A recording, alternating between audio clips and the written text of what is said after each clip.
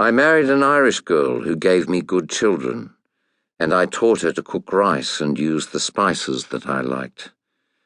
And twice a year I took the tins of gold nuggets and flecks and shavings from the hole I had built in the stable floor, hidden by straw and manure, and touched and weighed it and added to it, and slept like a king for another 5 months and 29 days.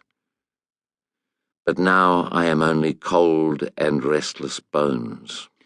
For years and years and years I have been wandering, and I have wondered if loving the way stars hang in the night sky, or the colours in a line of rocky hills, the purple, the orange, the grey, the brown, are the wrong reasons to say a place is a home.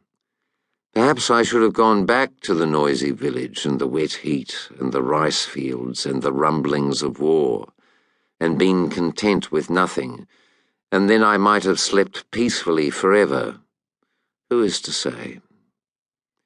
I talk to Claire, and she talks to me as we walk together. Ghosts and how things once were. We walk on bones that lie upon bones that lie upon bones. We all do. We always have.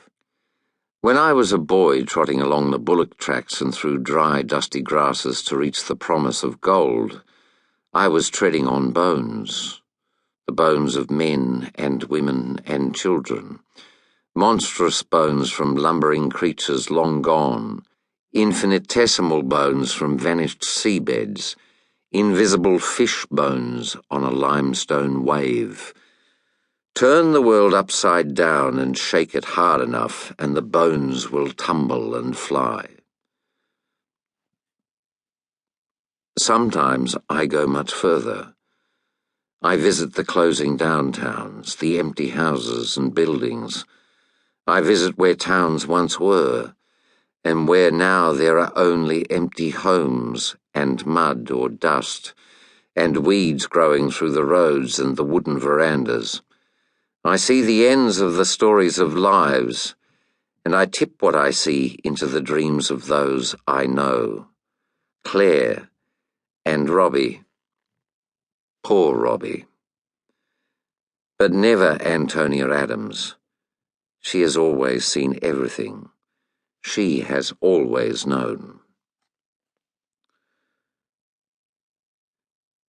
On the outskirts of a tiny town many, many miles north from here, a woman is sitting in an armchair looking through the window at the brown-grey plains that stretch forever. She is a stick, this woman, a twig. She draws her breaths heavily in slow and low gasps through an oxygen tank, and it can take her 10 minutes to move from her armchair in the living room to the kitchen. For 33 years, she and her husband have bred toy poodles, and for 33 years people have driven from all over to her immaculate weatherboard home, with its rows of immaculate kennels and pens, to select one of her puppies. They wince at her thinness and her efforts to breathe. But after half an hour of listening to her husband talk on her behalf from written notes in plastic sheets about the dogs and their breeding lines and their personalities, and how they should be fed and trained, and after they look at the immaculate paperwork, they only see her energy and love. She has turned people away over the years. A child who was too greedy and grabbing, a man whose lips were too thin and cruel.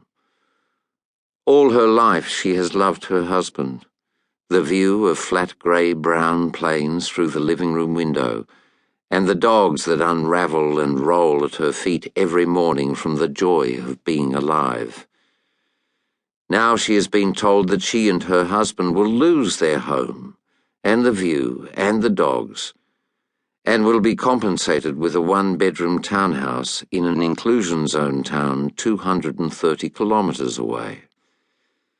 The apartment will be on the 2nd floor, and there is no elevator. She will never be able to walk up the stairs. It will be impossible.